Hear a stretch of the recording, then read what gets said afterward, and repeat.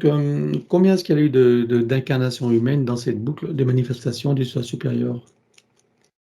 Dans cette boucle-là, 36. 36, oui, ok. Alors, on va aller voir d'où elle vient. Avant d'entrer dans cette fausse matrice et sous quelle forme? 1, 2, 3.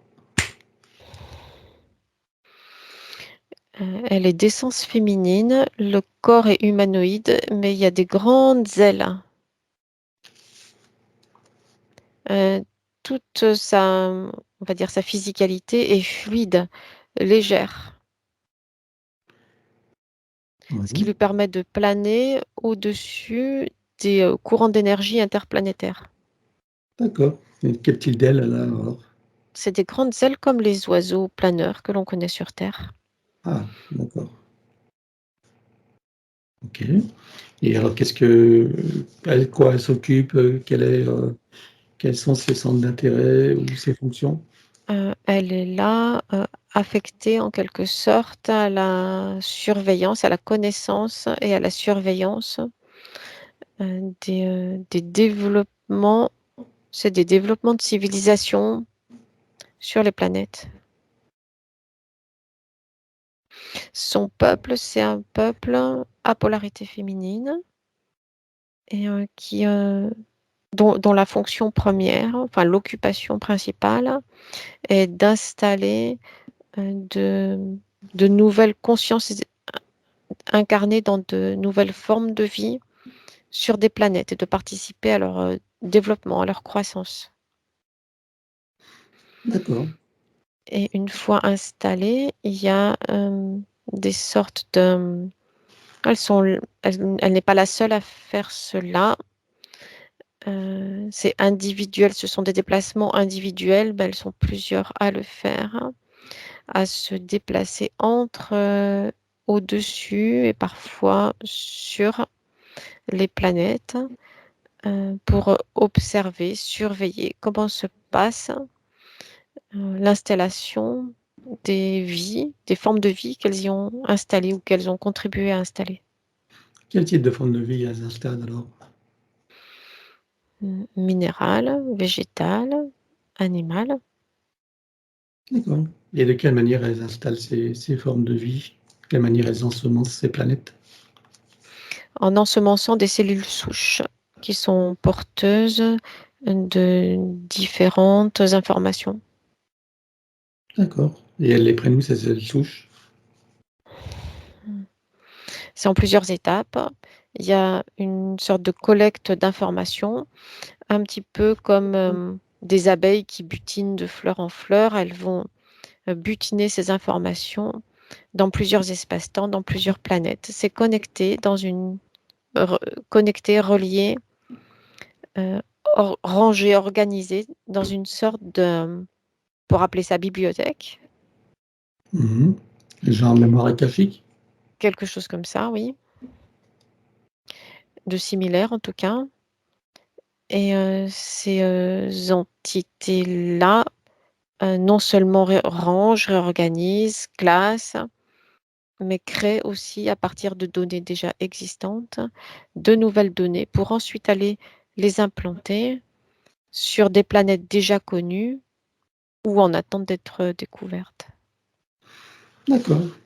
Et elles font ça par jeu, par occupation, ou c'est quoi leurs objectifs d'ensemencer les planètes comme ça?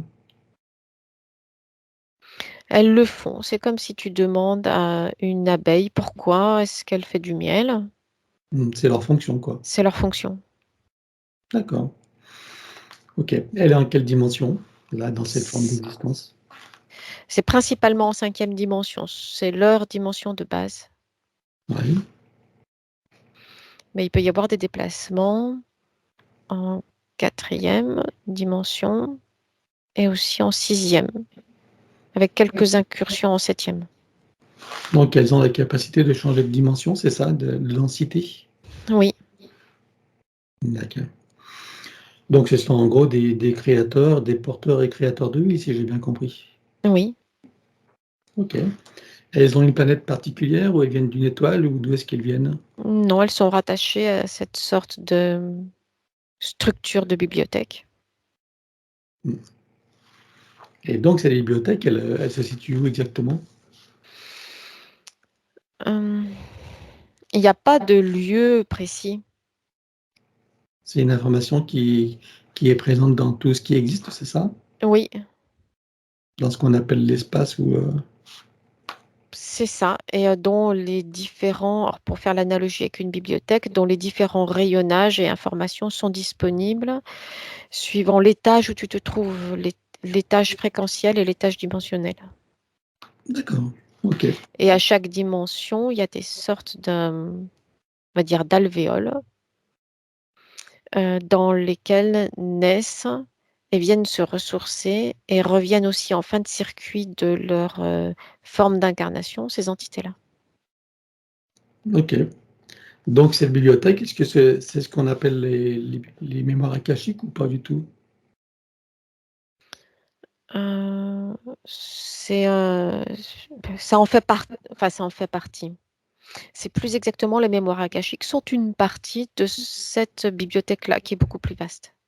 D'accord, donc il y a d'autres, on va dire d'autres réalités qu'on appelle autrement alors, qui peuvent s'appeler autrement que mémoire akashique. Oui, Qu'est-ce qu'il y a comme autre terme alors? c'est juste un département, on va dire, D'accord, et qu'est-ce un, qu'il y a d'autre alors? un Comment est-ce qu'on type, peut nommer un les autres? type de rayonnage.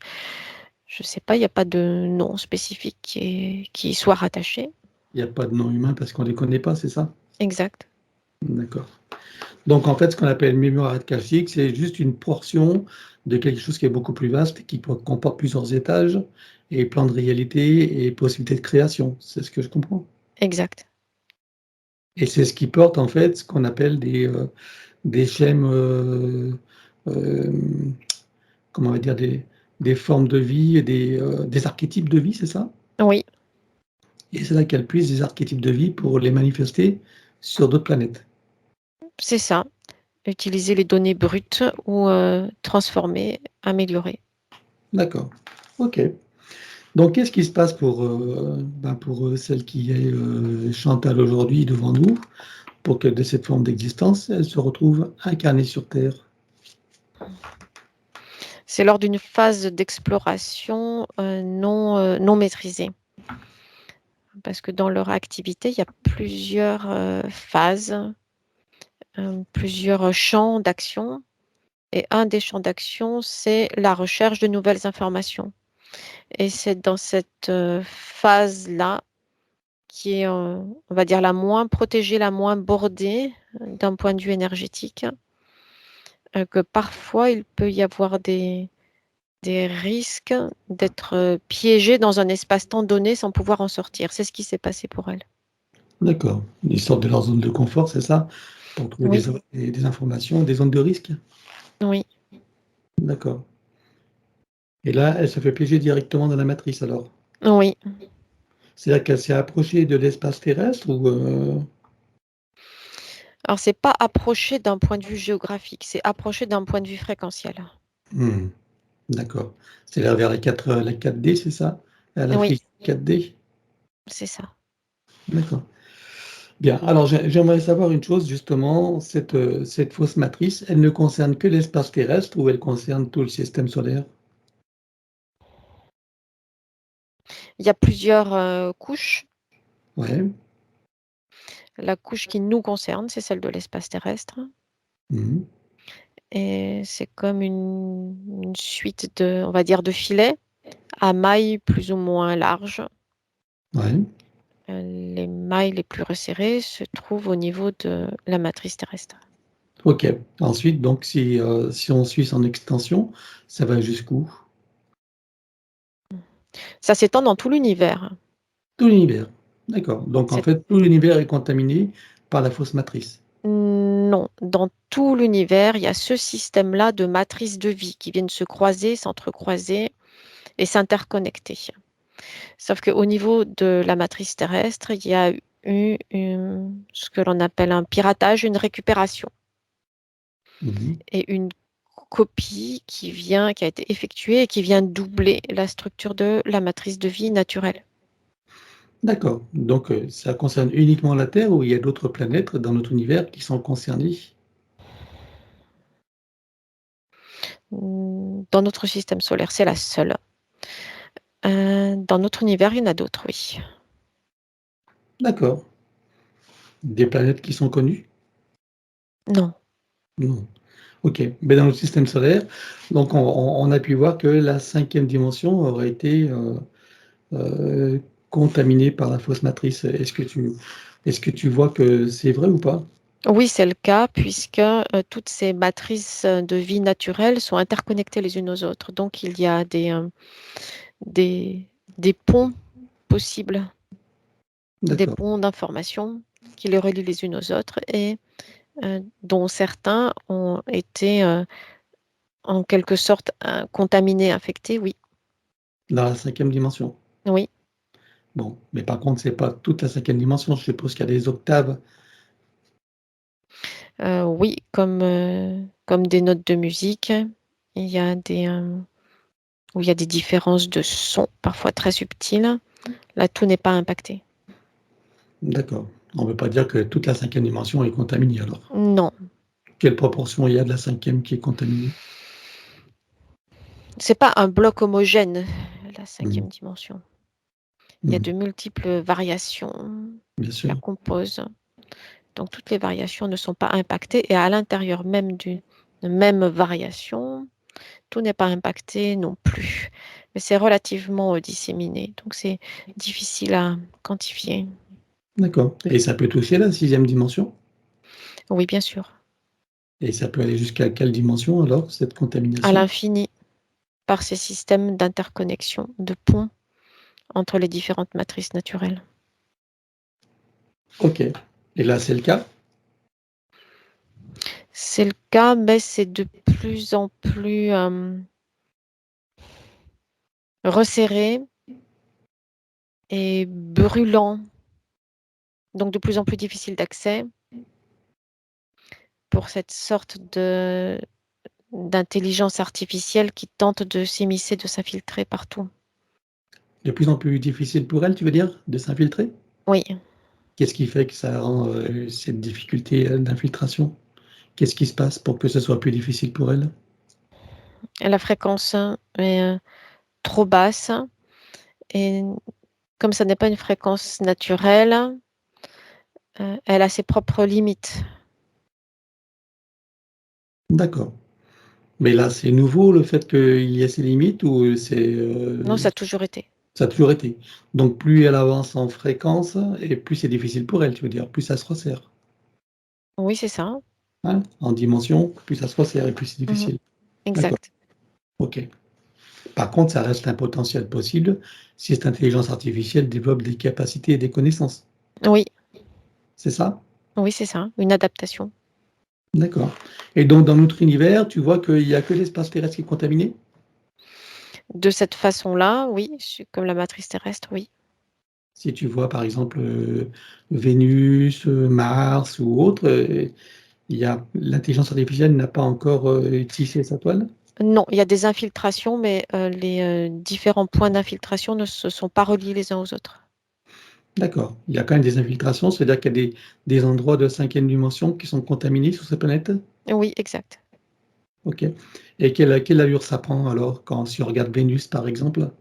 Quelle allure ça prend, une Ça se contamination? manifeste sous forme de filaments noirs.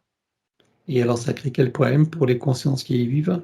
Pour l'instant, rien. Une attention, suivie et quand c'est possible, brûler, ces filaments noirs par, comme une sorte de jet laser de haute intensité. C'est ce que font les Vénusiens par exemple? Oui, Donc ils ont conscience de ce risque et ils ont les moyens on va dire d'y remédier? ils l'ont, oui, mais de façon, ponctuelle. D'accord. Donc ils n'ont pas été impactés encore par, ce système-là? Non, on va dire qu'ils commencent à en être préoccupés, mais ils arrivent à gérer, à surmonter, à l'isoler. Et il y a des planètes qui n'arrivent pas à surmonter ça? Alors dans notre système solaire, ça n'est pas le cas, Mmh mh.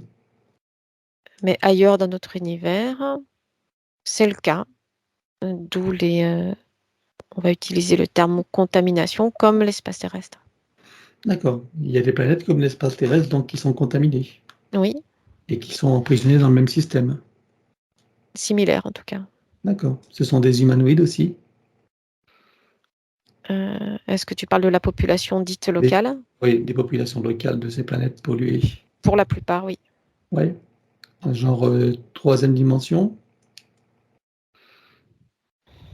Oui, parce que c'est plus facile, hein. C'est ce qui se rapproche de la 3e dimension et des premières gammes de la 4e. D'accord. OK. Bien.